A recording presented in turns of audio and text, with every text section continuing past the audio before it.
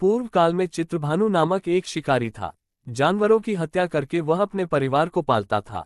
वह एक साहूकार का कर्जदार था, लेकिन उसका ऋण समय पर न चुका सका। क्रोधित साहूकार ने शिकारी को शिवमठ में बंदी बना लिया। संयोग से उस दिन शिवरात्रि थी। शिकारी ध्यानमग्न होकर शिव संबंधी धार्मिक बातें सुनता रहा। चतुर्दशी को उसने शिवरात्रि व्रत की कथा भी सुनी। शाम होते ही साहूकार ने उसे अपने पास बुलाया और ऋण चुकाने के विषय में बात की। शिकारी अगले दिन सारा ऋण लौटा देने का वचन देकर बंधन से छूट गया। अपनी दिनचर्या की भांति वह जंगल में शिकार के लिए निकला, लेकिन दिन भर बंदी गृह में रहने के कारण भूख प्यास से व्याकुल था। शिकार खोजता हुआ वह बहुत दूर निकल गया। जब अंधकार हो गया तो उसने विचार किया कि रात जंगल में ही बितानी पड़ेगी। वह वन एक तालाब के किनारे एक बेल के पेड़ पर चढ़कर रात बीतने का इंतजार करने लगा। बिल्व वृक्ष के नीचे शिवलिंग था जो बिल्वपत्रों से ढका हुआ था। शिकारी को उसका पता न चला। पड़ाव बनाते समय उसने जो टहनियां तोड़ी वे संयोग से शिवलिंग पर गिरती चली गई। इस प्रकार दिन भर भूखे प्यासे शिकारी का व्रत भी हो गया और शिवलिंग पर बिल्वपत्र भी चढ़ गए। एक पहर रात्रि बीत जाने पर एक गर्भिणी हिरणी तालाब पर पानी पीने पहुंची। शिकारी ने धनुष पर तीर चढ़ाकर ज्यों ही प्रत्यंचा खींची, हिरणी बोली, मैं गर्भिणी हूं, शीघ्र ही प्रसव करूंगी। तुम एक साथ दो जीवों की हत्या करोगे, जो ठीक नहीं है।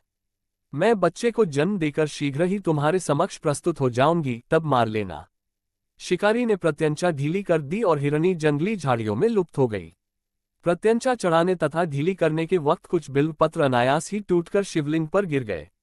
इस प्रकार उससे अनजाने में ही प्रथम प्रहर का पूजन भी संपन्न हो गया। कुछ ही देर बाद एक और हिरणी उधर से निकली। शिकारी की प्रसन्नता का ठिकाना न रहा। समीप आने पर उसने धनुष पर बाण चढ़ाया।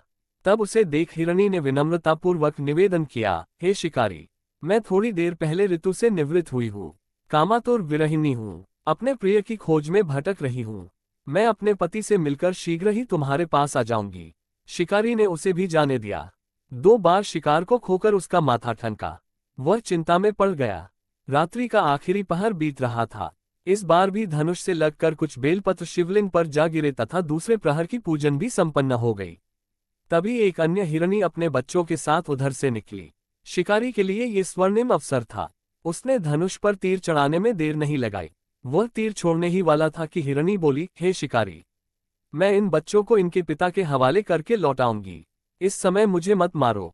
शिकारी हंसा और बोला, सामने आए शिकार को छोड़ दूं, मैं ऐसा मूर्ख नहीं।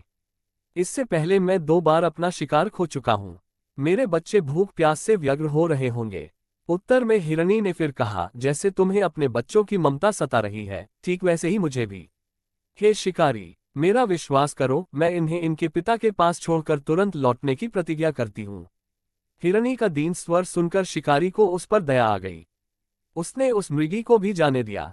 शिकार के अभाव में तथा भूख प्यास से व्याकुल शिकारी अनजाने में ही बेल वृक्ष पर बैठा बेलपत्र तोड़ तोड़कर नीचे फेंकता जा रहा था। पौ फटने को हुई तो एक हृष्टपुष्ट मृग उसी रास्ते पर आया। शिकारी ने सोच लिया कि इसका शिकार वह अवश्य करेगा। शिकारी की तनी प्रत्यंचा देखकर मृग विनीत स्वर में बोला, हे शिकारी, यदि तुमने मुझसे पूर्व आने वाली 3 मृगियों तथा छोटे छोटे बच्चों को मार डाला है, तो मुझे भी मारने में विलंब न करो, ताकि मुझे उनके वियोग में एक क्षण भी दुख न सहना पड़े। मैं उन हिरनियों का पति हूँ।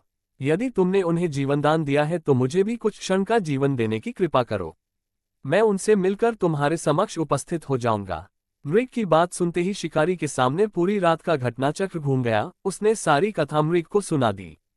तब मृग ने कहा, मेरी तीनों पत्नियां जिस प्रकार प्रतिज्ञाबद्ध होकर गई हैं, मेरी मृत्यु से अपने धर्म का पालन नहीं कर पाएंगी। अतः जैसे तुमने उन्हें विश्वासपात्र मानकर छोड़ा है, वैसे ही मुझे भी जाने दो।